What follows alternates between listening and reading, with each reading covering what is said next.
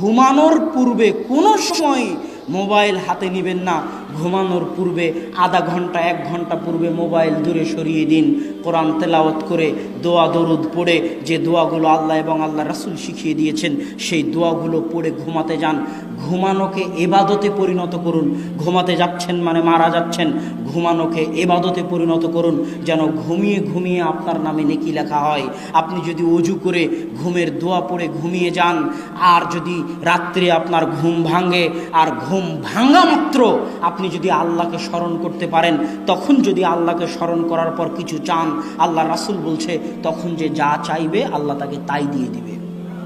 ঘুমের মধ্যে অনেক ইবাদত আছে, ঘুমকে ইবাদতে পরিণত করুন। ঘুমের আগে মোবাইল চালাবেন না, ঘুম থেকে উঠেও মোবাইল চালাবেন না। আর তৃতীয় পয়েন্ট হচ্ছে আর্জেন্ট আর ইম্পর্টেন্ট, গুরুত্বপূর্ণ আর জরুরি, এই দুইটা জিনিসের মধ্যে পার্থক্য